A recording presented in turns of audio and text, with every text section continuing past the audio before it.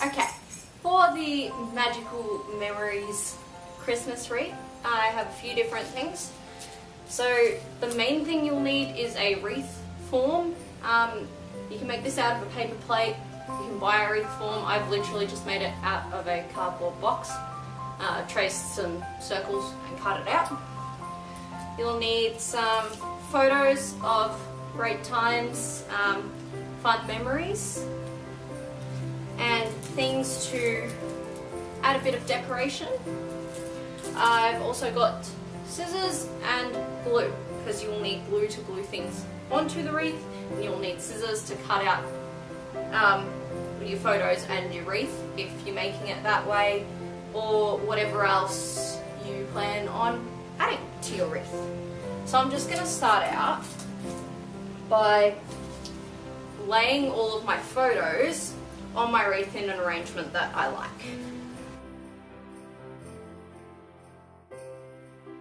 Once you have an arrangement you like, note where the gaps are.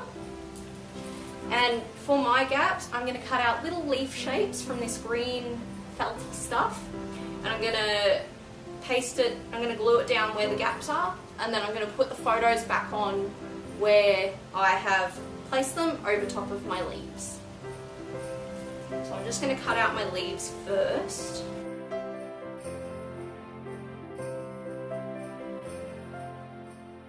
And so that I know virtually where I want my photos to go back, I'm just moving them around the wreath instead of moving them straight off.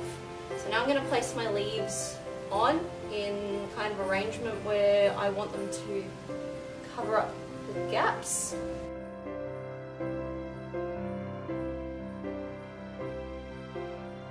Now that I have those positioned where I want, I'm going to stick them down, and then I'm going to put the photos back on and stick them down too.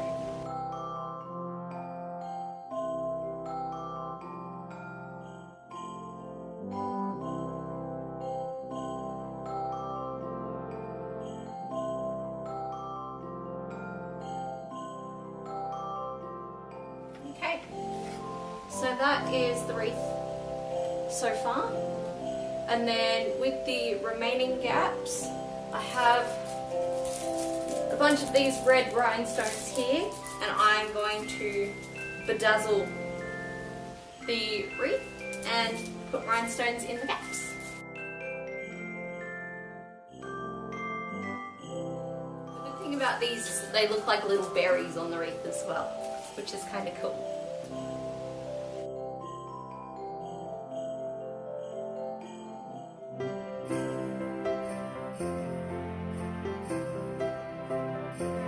So this is my Magical Memories wreath here. At some point I may add glitter to it. Obviously I'm not going to do that over the carpet, and this is as finished as it's going to be for the video. If it comes up in another video, you may see it added, you may see it as it is.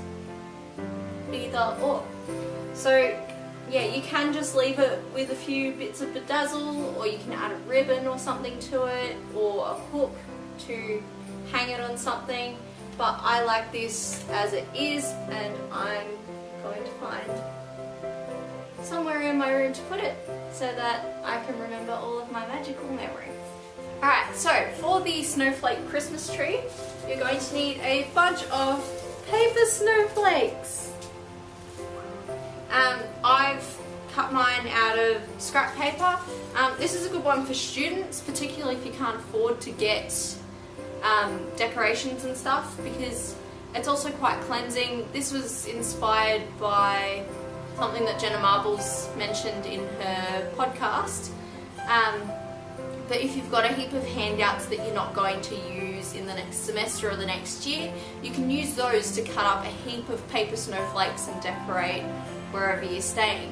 So I've used a bunch of scrap paper to cut out snowflakes. You're also going to need however many rings -1 per however many levels of tree you want. So I'm having 3 levels of tree. So I have 2 rings and a baseline. My baseline is a coat hanger. Obviously if you want a bigger tree and want more rings, you'll need a bigger baseline. So for that, I'd suggest maybe a long rod of dowel or something else. Use your imagination. You're also going to need fishing line to attach your snowflakes to your rings and to get them hanging at the right levels. And you will need appropriate methods to attach your rings to your baseline. The snowflakes will tie onto the fishing line, so I'll show you how to do that later. So the first thing you're going to do is attach your rings to your baseline. They all want to be sitting at the same level. Alright, so now that we have our rings attached to our baseline, we are going to measure and cut our fishing line and decide how long we want each, well, how far down we want each section to be. And if you haven't already cut out your snowflakes, do that now, and then lay them out in layers of how you want to hang them as well. Okay, so I have lay out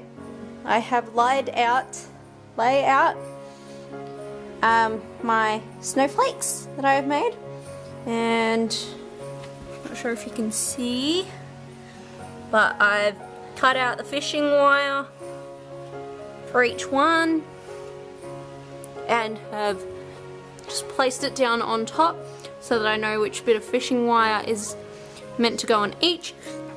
So the big one in the middle is going to be my star at the top, and this one over here is going to be the tree trunk.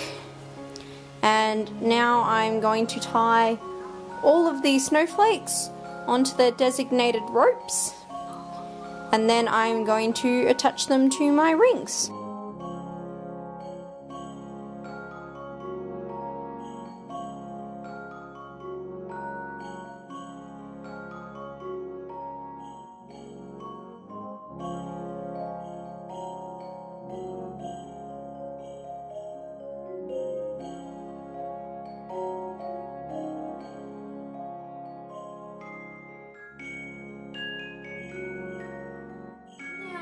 My snowflakes are strung, I'm going to attach them to my rings.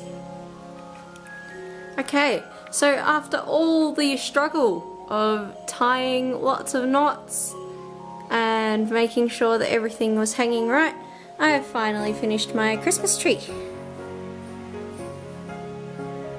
So obviously it would look a lot better if there was a lot more snowflakes on it, but because I have to do a lot of DIYs in this video and I am on time constraints, I've just made do with what I can do.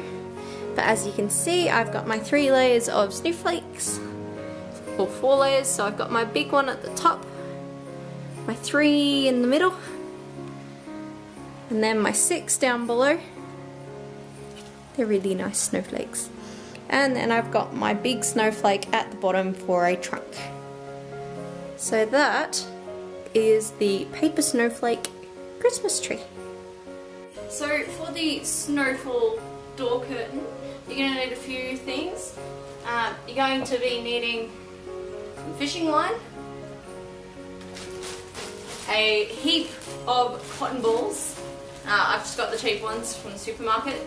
Any kind of cotton balls will do. You can have big ones if you want bigger snow, or smaller ones if you want smaller snow. Depends on how you want your snowflakes. I'm also using poster hangers as my suspension line for my door curtain. These are a bit wider than my door, so if you wanted something specifically for your door, or if you wanted to put it on your window or hang it across like a wall or something, you'll need a different size of suspension line, obviously. But I am using these.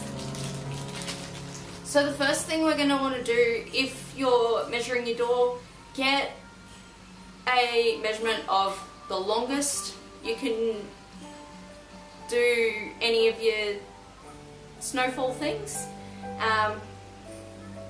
and then we're gonna cut a heap of fishing line strips, just as many as you want lines of snow. Now that I have my lengths of fishing wire, we're going to take our little snow bits and tie them at random intervals onto the fishing wire. So yeah, spread them out, tie them as you wish. Don't forget to leave a bit of room at the top though, because we still need to attach it to this thingy.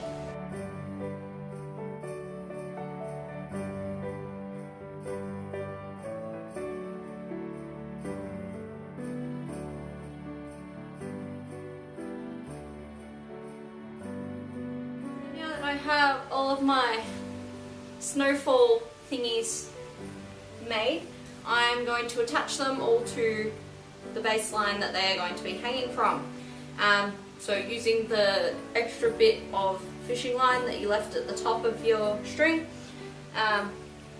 basically you just want to tie it on.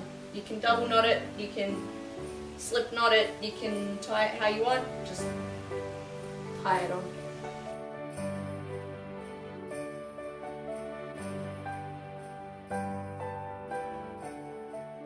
So after all the effort of tying all of the snow things on, I discovered that I had tangled it terribly. So as you can see from the photo, this is the kind of effect it's meant to give.